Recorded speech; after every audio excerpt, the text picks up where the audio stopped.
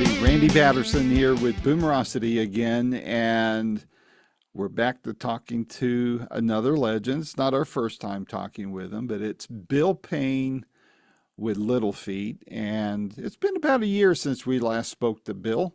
And as always, it was a great, fun, informative chat. I could just sit and listen to Bill talk for hours, and we got along great as always. And he shared stories, he shared insight to this wonderful new album you see here beside me called Strike Up the Band. If you haven't heard it already, you need to. You need to buy it. In fact, support these bands, please, because they're not just doing this for their health, they're doing it for our entertainment enjoyment. So please support your favorite bands by buying their music and seeing them in concert. Buy their merchandise if you can. So, but this chat with Bill was phenomenal, and we got some sneak peeks, so to speak, about his book that he's writing on and writing right now, and a documentary that's in the works. All good stuff. So you're really going to want to listen to this entire interview. And as always, I ask, if you don't mind, would you hit like wherever you're watching or listening to this on? And please subscribe if you're not already a subscriber. It is free of charge. So please just hit that little button. It helps us out tremendously, and it doesn't cost you a dime. Also, to your rock and roll fans, to your friends that are fans of Little Feat, please share this interview with them because they'll want to hear what Bill has to say. So without any further ado, here is my latest interview with the great Bill Payne. Until next time, this is Randy Patterson with Boomerocity. Take care. Back again. Okay, hey. Hey, don't panic me like that, Bill. I was having problems getting my camera to work on this, and I was beginning to wonder if I was going to have to punt down the road or something. But everything seems to be working. So. Oh, working. Yeah, it had the little X next, and I'm going, well, it's not on, so well, I can see it, but there we go. Yeah. I'm glad we're on, Randy. How you doing? I'm doing great. It's been about a year since we last spoke. How you been? Busy, writing this book. I have to deliver it next March, and things are going well, so I can't, no complaints. Well, I can't wait for that to come out and for you and I to talk about it. I'm sure it's going to be chock full of some great stories in there, right? It better be. Where are you clicking in from? I'm in Montana. I live here in Montana and at home for a few days, so enjoying the nice nice weather. We've got it was 80 degrees yesterday, and today it's 61. So Oh, it's all good. wow. Yeah. We're 59. steady. We're steady around the upper 70s, lower 80s right now, and but I'm sure it'll be heating up soon enough. Where are you located today? I'm in the Smoky Mountains. I'm Oh, in great. East Okay. Tennessee. Wonderful. So, Excellent. yeah. So before we get into talking about this album, I had a couple questions for you about the last one. How did Sam's Place do for you? That's what we talked about last time. It did really well. I mean, we had a Grammy nomination. Uh, Taj Mahal won, which was, appropriate. Would have been appropriate if we'd won too, but it's all good. And we're all part of the same family. I met Taj back in 1968 at a blues club in Ventura, California called The Back Door. And it was only open for a year, it was what I came to find out, run by a guy named Bob Jones. But Mhm. the Allman Brothers, when they were called the Hourglass, they used to play there. I was in a local band. We might have been called Wendigo or something like that, but we were from the Santa Barbara, Santa Maria area, and we played there a lot. So it was a nice time. Any fan stories as a result of that album? People telling you what certain songs mean or anything like that? Well, on this blues album, uh, not a surprise, but I got people that were interviewers. I mean, that professionals, not just fans. The fans loved it. Um, but a couple of interviewers goes, "Oh God, you guys are taking the easy way out," and or that's what I thought. And then I said, "And you listen to it?" And they go, "Yes." And and they go, And when I picked myself off the floor, I go, it sounded like Little Feat, right? And they go, yeah. They were really happy about it. I think they were just wondering why, after all these years of eclectic music, we decided to take a run at a one genre album. And we Hmm. did it because of Sam Clayton, pure and simple. I mean, we Right, wanted a right. vehicle for him to shine, and he did and does.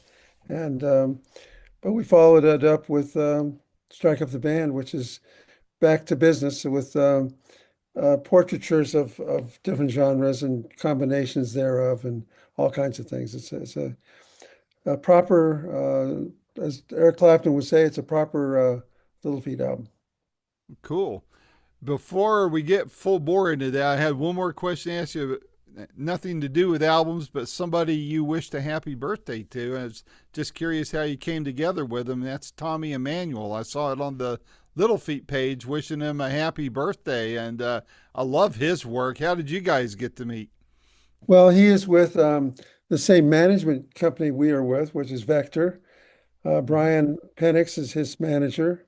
Ken Levitan's involved in all this as well. He's the kind of the head overseer to everything.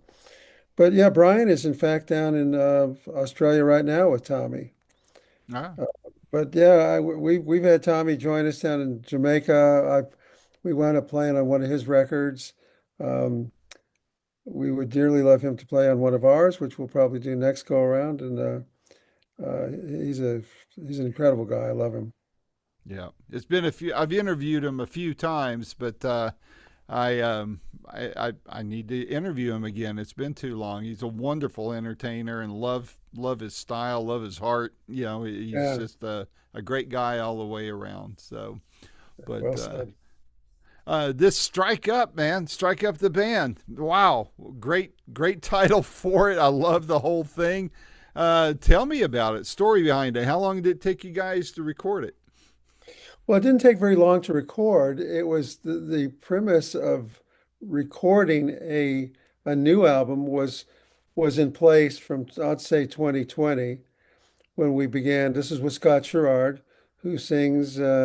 He's also plays slide and all kinds of guitars, along with Fred Tackett. Tony Leone, we joined our band in and around that time period as well. Tony worked with Phil Ash, which I did as well, as a matter of fact. Um, but with Chris Robinson of the Brotherhood, he's played with Levon Helm and a lot of people. So we had a good solid band, but the notion of recording wasn't solidified. But I said, look, we got to do a few things first, but we're going to be edging towards another record. I mean, I don't have to personally go out and prove I can play any Little Feat tunes at this Mm-hmm. stage of my life, but I love doing it. Um, but I want to get something we can put together on our own. I had written 20 songs with Robert Hunter, Mm-hmm. four of which appeared on Rooster Rag, that record in 2012.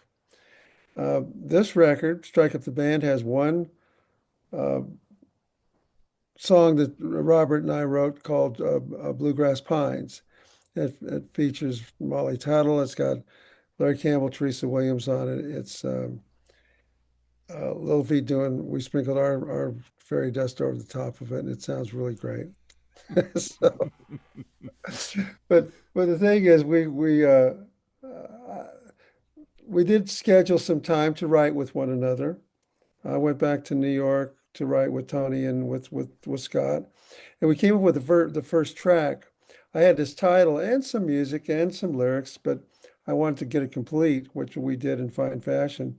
It's called 4 Days of Heaven, 3 Days of Work. We've got a horn section on that particular song. Mark Fletcher and Ed, oh gosh, well, Edmondson is his last name, and he'll forgive me for not remembering his first. But we put this thing together, and when I played it for people, Randy, I people go, "Wow, that's like," and that's the Little Feat right there. Mm-hmm. And it really is. I mean, it's just Yep. it's got that kind of, it's not a quick beat, it's not slow, it's just this pocket that is there Mm-hmm. that other bands can play. But listen, I've taken Uber rides with guys and Hey, where are you from? Oh, we're from I'm from the Congo. I'm from the Africa. And I'll play them some stuff off my phone that's maybe from their region of Africa, and then I'll go check this out. This is the band I play with. And I'll play that opening track, and then I mean, you can't fake people with music. They either like it or No, they don't. that's And right. they went, "Oh, what is that?" I go, "That's the band I play with." They go, "This sounds great." I go, "I think it does too." So That I it's agree. like anything else. When you play something for somebody you think you like, and you're sitting with some friends and play whatever it might be, and then you hear all the flaws, or you go, God, it doesn't measure up to what I thought it was. Um, that's kind of a true test to whether you hit a home run or not. And we Yep. hit it. We hit it with this record. I believe it. I believe it. I think you have. What how long did it take you to put it together?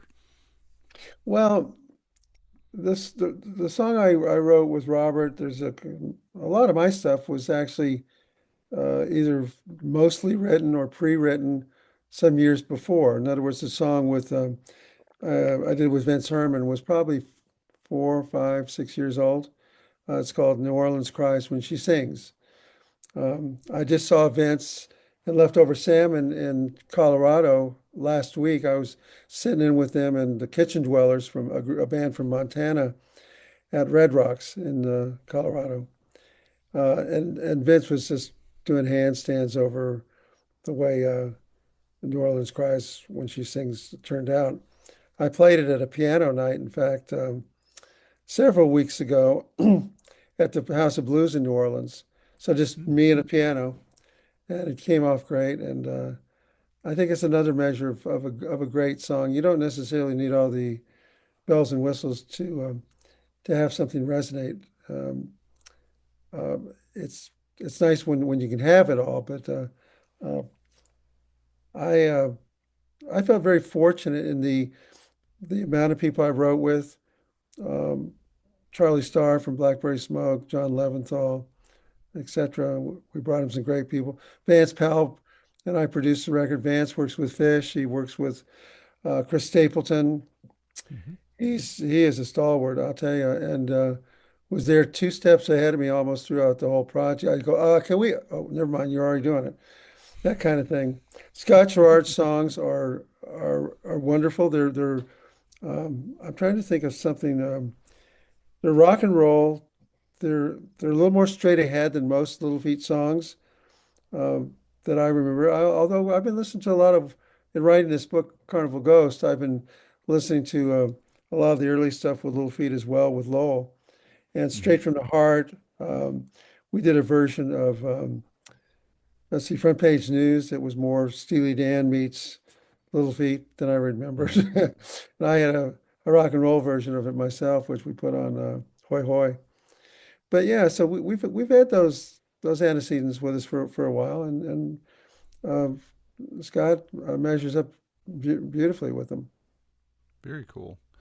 I it's probably a dumb question by now. I think I asked this of you last time we spoke, but I mean, you've worked on so many records and such. Is everything pretty much the same now when you record, or was there anything different about putting this record together than, say, all the others you've worked on? I think the only difference, honestly, was I mean, when you go into play, right? When you go into record, the semantics are all set up the same.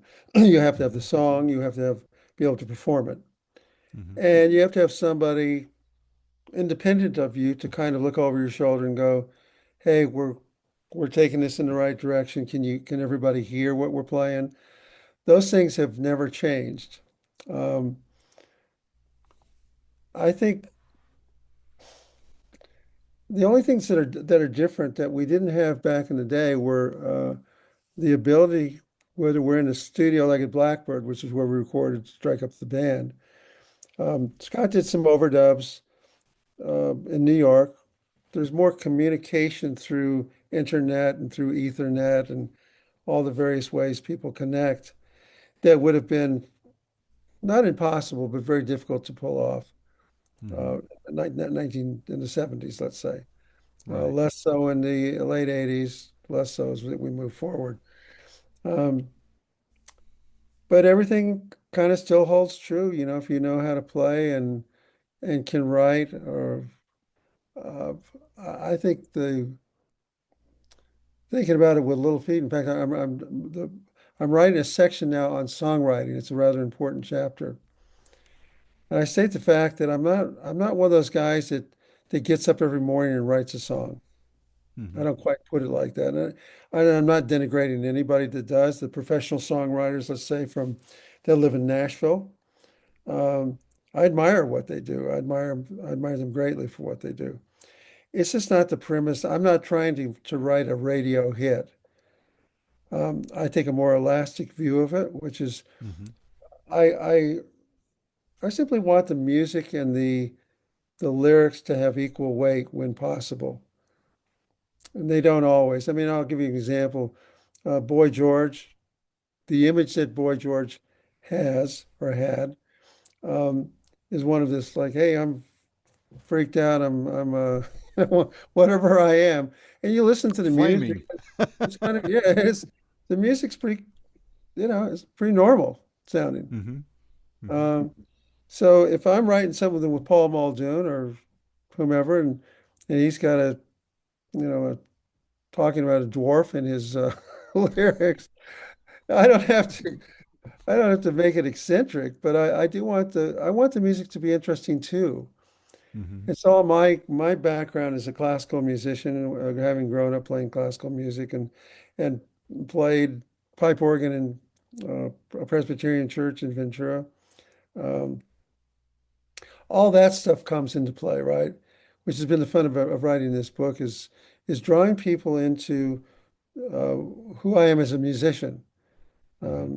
Some people go, oh yeah, you're a rock star, and I go, well, I'm a rock head maybe, but I've worked with a lot of rock stars. I mean, from Rod Stewart on up and down. Hmm. Um, those guys are it. Richie Hayward, in my opinion, was a rock star. Hmm. Um, so I said, but call me anything, but honest to God, I am a if I'm nothing else, I am a musician, and Hmm. I take it seriously, but I have serious fun doing it, and I think even at age 76, where when I was in my 20s, thinking about, well, we never know where we're going to wind up, but Yeah. I would have thought, I mean, I met Fay Ray, who was in King Kong, with the Everly Brothers, with Phil Everly, John Sebastian, Lowell George, at Musso Frank's restaurant, which is one of the oldest in Hollywood. And she was flirting with every one of us. And I'm in my early 20s, and I'm we were supposed to be putting a super group together for Warner Brothers, which never happened, thank God. But I was looking at her and I think, gosh, she must be 80 years old. Well, she's like, I looked it up. She's probably in her 60s, early 60s, um, Wow. from King Kong, which was done in the 30s.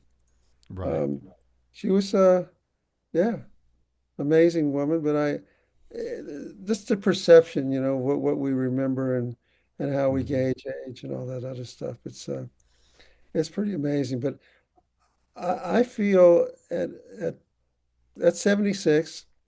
And I think the proof's in the pudding. I mean, Agreed. you hear it. It's not lacking energy and vitality, um, nor there's not any uh, dwindling of the ability to state what you want to talk about in a song. I mean, that to me has always been the purpose too for my songwriting is like, what do I want to share with people, and can I perform it?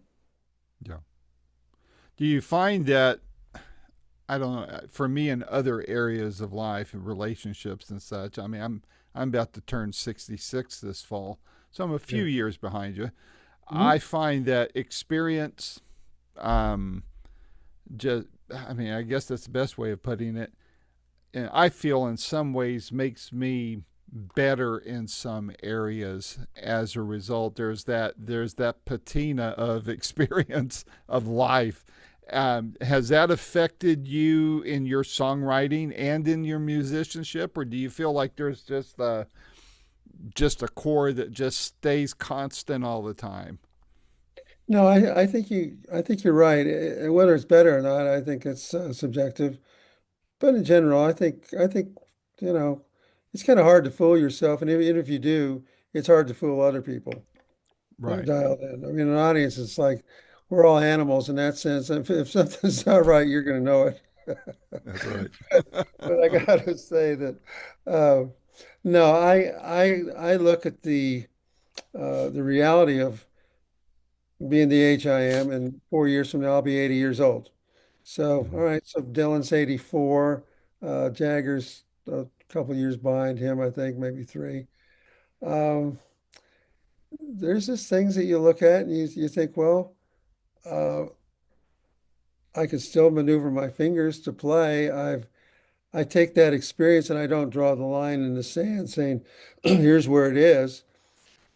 But I was listening to some stuff from the Rock Palace the other day, which was we recorded two of them, one in 1977 and one in 1995. And both of them, I'm just judging on the stuff that I was playing. Um, I thought I was pretty good back in 1977. And I think, well, you really haven't lost that anything here in Right. 2025. It's Hmm. just a matter of where you put it and how you think of it. And I think what you just brought up, Randy, is important that river of experience that we have and all the tributaries that branch out from that are the things that we ignore or we bring into our vocabulary or we bring into some form of shape and form to inform how we present our music, how we think of Right. who we are and what we do, and yet have an open enough mind to keep ourselves available and dialed into differences of opinion or things that come in that might say, look, gosh, I want to try and include this genre in this song is from Wayne Shorter, let's say, and maybe Herbie Hancock. How do we do that? That kind of thing. That's what keeps life interesting and moving forward. And we all have our hearts, our memories, and that's a good thing too. It's what anchors us. Johnny Math is just retired, and my mother and sister used to listen to him a lot. A friend of mine works with Johnny. I heard one of his last concerts, and he showed me some video of him up there singing. I thought, my gosh, as long as you can do that, like, and same thing was from what I understand, with Glenn Campbell and with Tony Bennett. Um, all of them were starting to lose it upstairs with cognitive abilities, but they never Right. lost the ability to sing and enjoy and play music. That's a godsend. Music's a lot more powerful, I think, than we generally think. I'll just put it that way. Totally agree. It's interesting you brought up Wayne Shorter and Herbie Hancock because I interviewed Cindy Santana on Saturday, Hmm. and I guess she and Carlos are leaving today for Europe, maybe tomorrow. I can't remember which, but she went in. She had a lot to say about just the impact of Wayne and Herbie on her, and how in awe of Wayne especially. That so I just find it ironic um, that in this sphere of music that we talk about, how things just kind of timing is everything, Oh and yeah. Well, yeah, I think I've often said that we belong to a club, right? And when we think of clubs, I think more along the Groucho Marx line of I would never join a club that would accept me as a member. me too. So But in this or a sense, church. either one. What church you go to? Okay, well, forget it. Sorry. Uh, it dragged me out of town on a rail in Nashville. That's why I never moved there in the old days. Uh, I played in enough churches as a kid. I but yeah, with musicians and music, um, that club that we belong to it's kind of exclusive. I mean, it's Rolling Stones, it's the band, it's Dylan, it's Ray Charles, it's It can be Glenn Gould from Canada, I mean, with classical music, with Hmm. Rudolf Serkin, who was a classical pianist.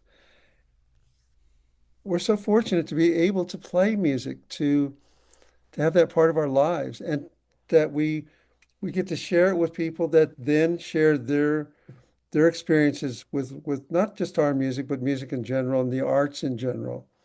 Yeah. And they kind of they bolster us in this profession that we've taken, which is not easy. No, Um, it's not. a lot of things aren't easy. I'm writing about a very pivotal year in my life when I my marriage fell apart because of me and because of my success and the way I'm just a girl that can't say no. I mean, I couldn't say no. I mean, I finally had to say no to the Rolling Stones and some other folks, but um, I, I, I look back on this journey I've been on and that I'm still on. I'm trying to make sure I learn some lessons from it, which has taken a little time.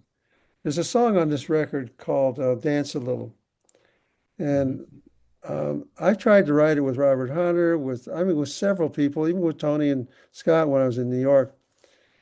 And I guess it was such a personal song that nobody could really help me with it. Maybe they didn't like it, I don't know. But I love the tune, and what it is about is just taking that time to look at the sunrise if you're up or watching it set. Enjoy life. Enjoy what's there in front of you. Dance a little. You know, you got that. Tomorrow's forever. That's going to happen when it happens. Yeah. Um, accept the things uh, and bask in the sun while you can. It's one of Yeah. those kind of tunes. I love the way it came off. I love the recording process of it. The recording process, by the way, was very easy. Um, I gotta say, I mean, uh, one thing that musicians above all do and need to have uh, at the ready is the ability to hear one another. So when we started off today saying I inadvertently turned off my visual, the camera, we could have still talked and heard each other, but Yeah. it's music is not unlike what we're doing now. We're having a conversation. Right. As long as we can hear one another, the conversation goes smoothly. The worst, the worst fights. I don't care if you're the Rolling Stones, Little Feat, or a garage band in Oxnard, California. If you can't hear one another, those are the worst arguments you're ever going to have with your Yeah. bandmates. Is when you played that club or that theater or that wherever you're playing, and everybody's like the fingers start pointing right then and there. And then the next day, it could be that you come in and maybe something shifted a little bit, you worked on something, and now you can hear you're the best of friends. Yeah. It's just the way it is. So So, it is interesting how that works. Were mhm. there in the studio where on this album were there any surprises that happened? Oh yeah, well, several, but I'm going to start with Kristen Rogers, who came in to sing. She was one of Vance Powell's suggestions for vocals. And she's out right now with Post Malone, or has been touring with Post Malone. So that's the caliber she's at. Wow. Um, she's incredible. And she came in the studio. She goes, "I baked some banana bread with chocolate chips in it." And I go, "Come on in." Not only can she sing, she can cook too. So Oh my gosh. She was wonderful. We didn't get to meet Larkin Poe, but this was somebody that Vance Powell brought in as well. And they sing on the title track, which is Strike Up the Band that Scott Gerard wrote. Um, I think the biggest surprise was just how, and it shouldn't have been because I really felt we were playing well. But sometimes, I mean, the difference between Little Feat records and with the way we play live has often been we're less uh gosh, what's the right word? We're less open about how we play in the studio. We're a little more cautious, I think might be the word. And when we play live, you're not there to audition anything. You're there to play, which I've told people too. Look, we're not auditioning to play the blues here when we did Sam's record. We're here to play it. We're at a sound check, let's say. And Mhm. I think that's the main difference. It's like sneaking up on the glass of water to get a drink. No, pick up the glass and take a swig and put it down. I Just mean, do let's it. let's let's do it. And I like that attitude. The rehearsals are over. Let's play. And Put we the did a pedal lot of to this the on metal. this record, which is why I think the record has the vitality that it does, is because of that. I'm not knocking any other records we've ever done. I mean, far from it. I think one record that really stands up to the test of time is Pete's Don't Fail Me Now. Hmm. That record has a lot of great tracks on it, and they sound like we enjoyed playing them. We Yep. weren't. It's got legs too. It So. does, and so that was one of the few records I thought that we were in a comfort zone in Maryland making that record. A lot of great things were happening to us back then, but we came out of the shadows before making that album. Lowell was down in New Orleans. I mean, I was like, "Where's Lowell?" And we found out that he was he was working with Robert Palmer and with Alan Toussaint. It's at Seahorn Studios. And when we found him, and then Bob Cavallo, who later was managing Prince, he set up something through Steve Boone and the Love and Spoonful to record at Steve's studio.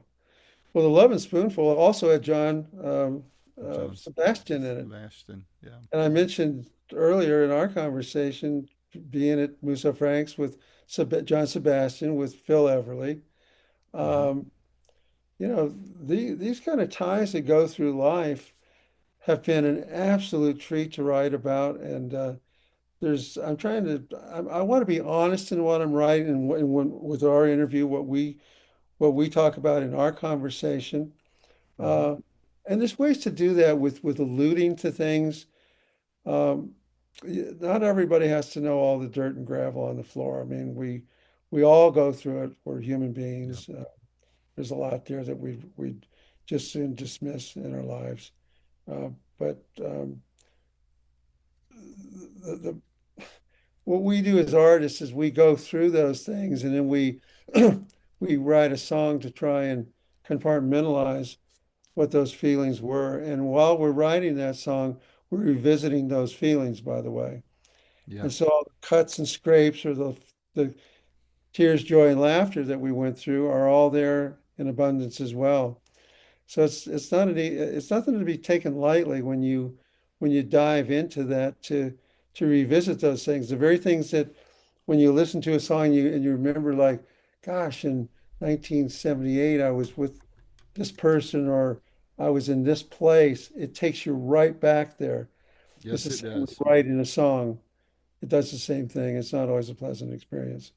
Well, that's why I tell people why I do what I do, and talking with the artists such as yourself who make up the soundtrack of our youth, our early adulthood, and even today, is that I can hear a song, the first three notes, and I'm flashed back to high school. You know, Right. walking across campus, and or another song will kick on. I remember when my daughter was born, or this relationship, that relationship, this death, whatever. Songs do that, man. They're mileposts in our minds, and they take us right there just in a couple notes or a line from a song or the chorus of something, the title of some songs even. So it's a powerful thing, and that's why I do what I do, Bill, because of that very thing. And for our generation and those who've come after us that wish they were part of our generation because of all the great music, you know. Well, that's true too. And there's still great music being performed and written, and that's what I try and Mm-hmm. encourage people to do. Is just look. I mean, every era has what they have. I mean, Brahms used to listen to the footsteps of giants, which were Bach, Beethoven, Haydn, Mozart, and he thought, well, what right do I have to jump into this arena? And then he did, and other people listened to him. Yep. It's the same when I joined Little Feat in 1969. The footsteps of giants were the Rolling Stones, the Beatles, Hmm. let's um, gosh, from Oklahoma, Leon Russell, Hmm. on and on, Bob Dylan. I mean, it just, and you're thinking Ray Charles, Little Richard. What am I going to contribute to this landscape? It's something to really consider, and you don't Yeah. have to. You can emulate songs, you can emulate whomever you want. It's those paths are all open. They're constricted or wide depending on the attitude you take and when you pursue them.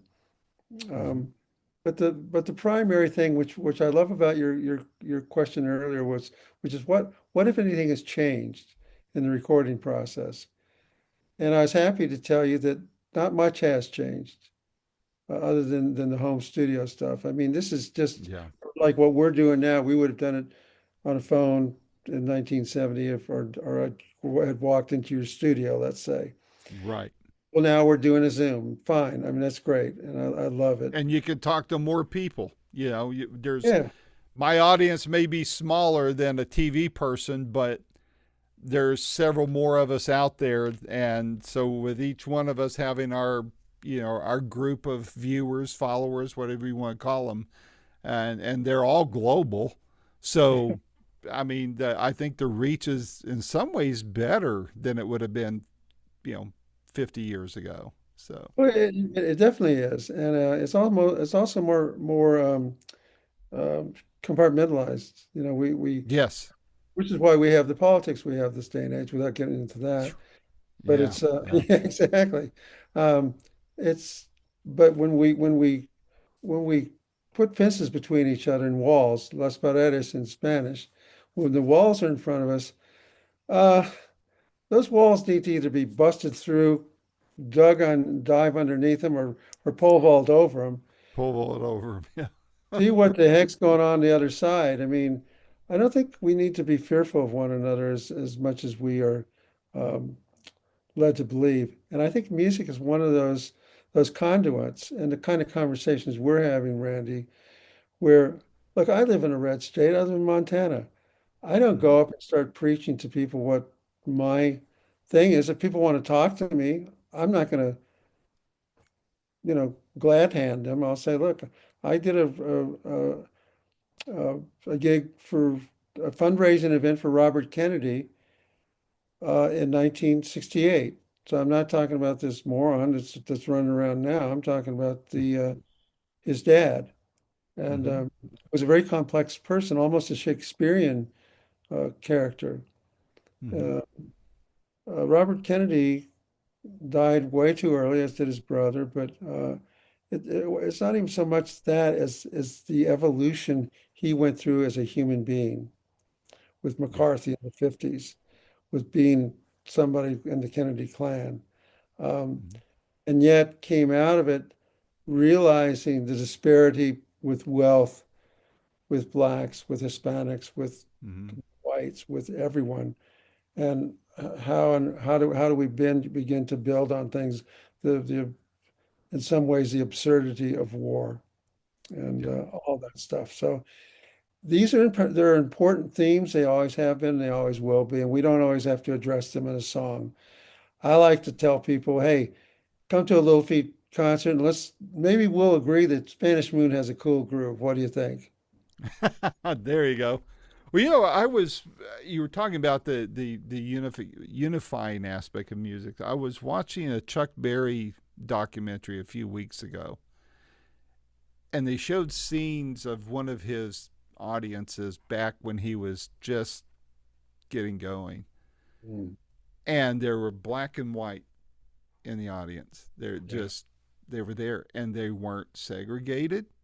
Nope. They were dancing, they were having fun. There were no fights.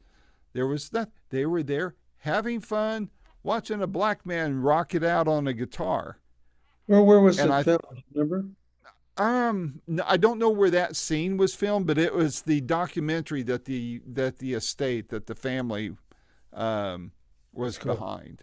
Yeah. And I forget the name of it, but it's been about a month or so since I watched it, and I was just I thought it was remarkable how that was. And for me personally, I was telling Cindy this Saturday, I don't, I keep up with the news, but I'm not glued to a TV anymore. I want to know what's going on in the world, and then I'm listening to music. I'm working on my craft. I'm interviewing people, and you know what? I'm a lot happier since I started doing that. I'm not sticking my head in the sand, No, but I'm doing the same but thing, Randy. I'm doing exactly the same thing. I'm not glued to CNN, MSNBC, or any of it. mhm, I keep up on what I need to look at, and the Atlantic is a good mhm. liberal thing. There's a book coming out tonight. It's on oh well, let me look it up because this book that's coming out this evening is on a right-wing guy, but it's written by a left-wing writer, Hmm. and it's I want to share this with everybody because it's kind of part and parcel to what we're talking about. It's Buckley, William F. Buckley, Oh yeah, William F. Buckley. Yeah. and the guy that wrote it wrote a book on Whittaker Chambers, who was pegged as a spy back in the Cold War era and all that. Um, it's just there's a lot of fascinating reading going on. And I thought, well, do I want to read? I didn't want to read something that was going to hammer in uh, our differences any more than we have them. I want somebody to illuminate on those differences, which is what I think this book does. And it doesn't paint Buckley in a horrific way, but it doesn't. It also doesn't um, eulogize him either. So Right. Right. he did some interview, or Buckley and um, James Baldwin were in a series of debates with one another at one point. Um, so I'm looking forward to seeing this and reading about the other side. Yeah, it's the only way we can glimpse each other is you got to occasionally see see where people are coming from, and whether Yep. if they're so dastardly that there's no way we can ever bridge the gap. I mean, so what? I mean, there's enough people in our lives and things. We don't have to eat at McDonald's every day to experience a cheeseburger, for God's There sake. you go. Well, that's why I like, to see like Bill Maher and Greg Gutfeld together. I mean, that's a clash of the titans there, and Yeah. both of them are brilliant, very articulate. They Mhm. know how to position themselves, and it's not parroting the company line. They've Right. put a lot of thought and both of them very thought provoking, and I can listen to both of them and come to my, or maybe even come up with a third opinion of my own that could, I wish I was sitting there with them to inject, but those guys are great to listen, and to I wish that was the way society could talk with each other, Well, is and it have our should. differences but do so peacefully. Well, a lot of it is education oriented, I think. We're dumbing down society, Hmm. our culture, our kids. We're dumbing it down by trying to draw to, I mean, it's like religion, when you start to draw in the lines of demarcation where people can think, and when they don't think in that regard, then there's something else. That's a big problem. And I had that problem when I was a kid. Hmm. Uh, you know, Same here. was well, what if they don't believe in this? They're over in China or something. They've got another Yep. view. What now? What? Well, I mean, it was just endless stuff, and not worth getting into because we all know the argument. But Yeah. um, I just love the fact that in the arts, I love. Maybe I don't love it so much, but you need to be cognizant that the arts are not benign. They Hmm. can be used for all sorts of nefarious purposes. Uh, Hitler used them to great degree. Um, Yeah. they're not there to as some sort of lightweight cotton candy entertainment all the time. That's Um, right. there's nothing wrong with it when it is that. I loved Alley Oop. You know, I love this. I did, And but Gary Paxton. Yeah. Yep. I So, gotta say too that you know, I love listening to Simon and Garfunkel or just Paul Simon. yep. Uh, Yep. uh, put some meat on the bones of things that diamonds on the soles of her shoes. Okay, great. Wow. Boom. I like the fact that, well, here, I'll share one story from Little Feat. There was a Okay. song I had a pretty good hand in writing. It's called Voices on the Wind. Hmm. It's a ballad-like thing. We had Linda Ronstadt sing on it. And a couple things. Linda was in there singing with Craig Fuller, who did the lead vocal on it. And she was singing beautifully. I mean, I heard her in so many different formats sing that sort of anthem kind of thing. And I walked in, I said, Linda, would you mind trying a take where you just back it down a notch? Just sing a little less hard, just ease into it. And she started to say something. I said, look, if you don't want to do it, it's fine. We have what you have. It's beautiful. We'll go with it.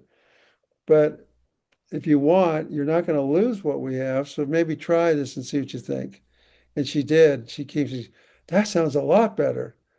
I go, you know what? I think it does too. And it was a better blend, right? And, Hmm.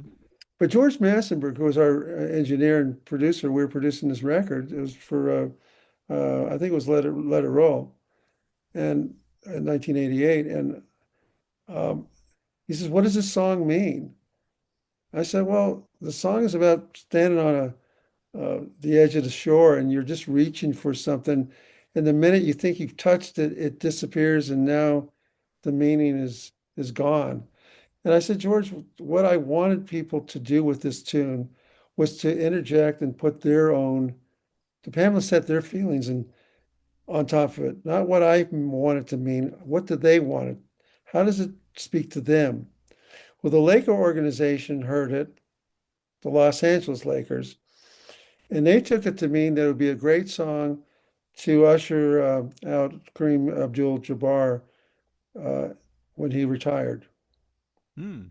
And they had that song as one of the things they used to. I was absolutely thrilled at that. How cool. How Yeah. cool. Well, a couple weeks ago, I interviewed Chris Stamey from the DBs. And when I asked them this question, I asked them how I was going to ask it to you. Mhm. And he rephrased it. And so what I said to him, I said, which song from the album would you use as a calling card? And essentially what he said, and that interview will post this Wednesday of this week. He said, well, the gateway drug is to get people hooked, you know. So what would be the gateway drug for Strike Up the Band? I feel the first track is, which is 4 days of heaven, 3 days of work. Yeah, yeah, I agree. I agree. Although I love the Too High to Cut My Hair. That's fun. Oh my gosh. Well, you see, once you get through that gateway of drugs or whatever, what you're going to find in this record, and I think the beauty of most albums, because the thing has shifted, as you know, to streaming, and they stream a song here and there, so people don't necessarily buy albums. But if you're making albums like we just did, you want to have songs, and this is where it fits in more to, let's say, Sailing Shoes, where you've got these little portraitures of songs. They all Mm-hmm. fit because of the sound and whatnot, but it does sound like Little Feat no matter what we're doing. But Mm-hmm. they're all a portraiture of something. I think that's well informed as well. It's like sitting down at a meal and having, let's say, I don't know, some redfish and you get some gumbo that you start with, maybe some cornbread or some rolls that go with it. Is it butter salted or unsalted? What's the vegetable with it? Is it collard greens or is it black-eyed peas? What do you got going on? Are you prone to have a dessert or are you full? That kind of stuff. I want things that that mix and match, that blend with each other. And I think that song is the thing that loosens people up that know Little Feat to go, wow, this is cool. What else you got? Boom. Mm-hmm. Agreed. Agreed. So, Well, what's on your radar for the rest of the year? I know you're going to be touring. Where all are you going to be touring at? Well, we've got a West Coast run coming up, and we'll be playing a hometown gig. It's not hometown; it's 4 or 5 hours away in Missoula, Montana. Hmm. But uh, we're playing up there. We're going to be doing a cruise on a Joe Bonamassa cruise up to Alaska in Oh. September.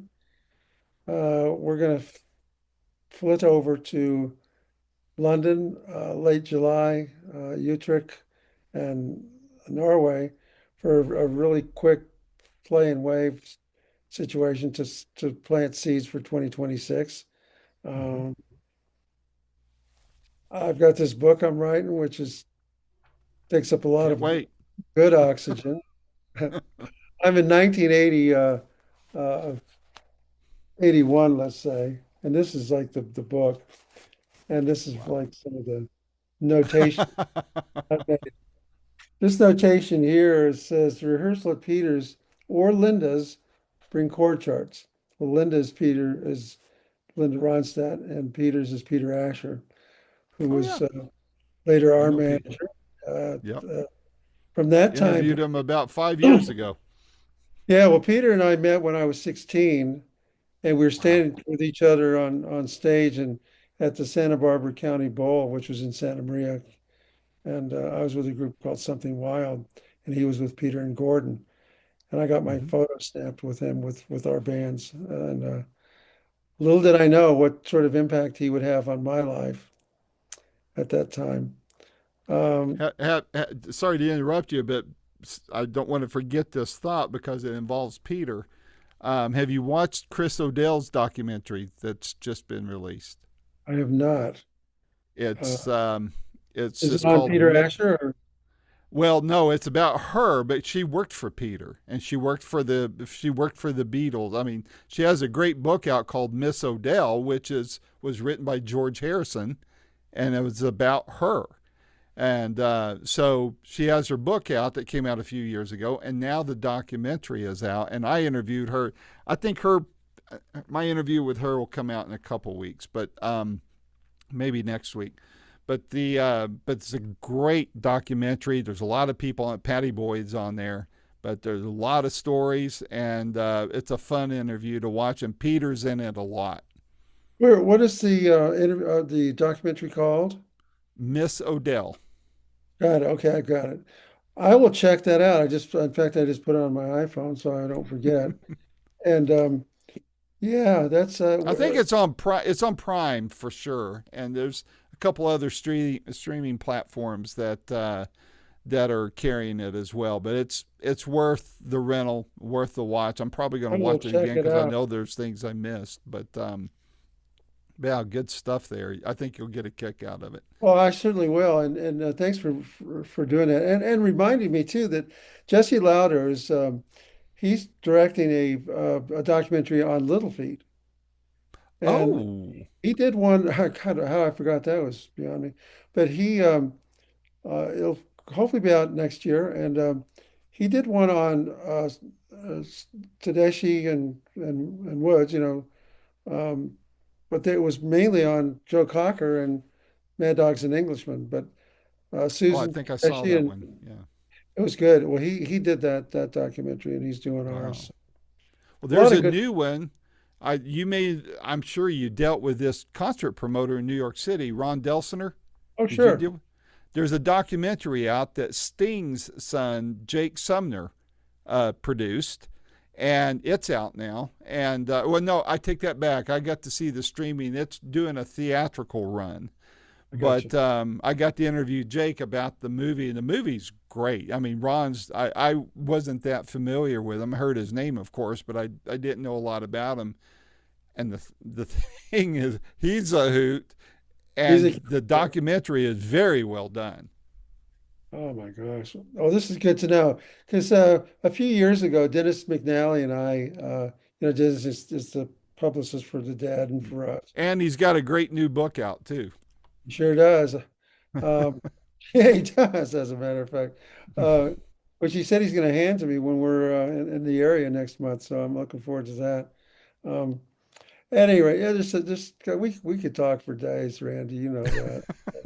Yeah, it's always fun talking with you. So, well, Thanks man, so I much. hope last time we talked, you were going to be playing in Cherokee, North Carolina, and my schedule was such. I'm my dad's caregiver, so I didn't get to make it to that show. But I'm keeping an eye on your itinerary, and if I can get within, easy driving distance to you, I want to catch a show and maybe sneak backstage and say hi to you.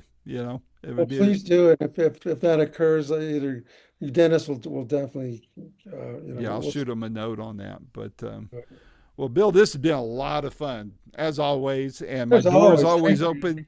I look forward to talking to you about the book, and then when the documentary comes out, let's talk again. And of course, any new albums coming, let's talk some more. Sounds good. Sounds like a good plan. Thank you, Randy. All right, my friend, we'll talk to you again. Take care. Take care.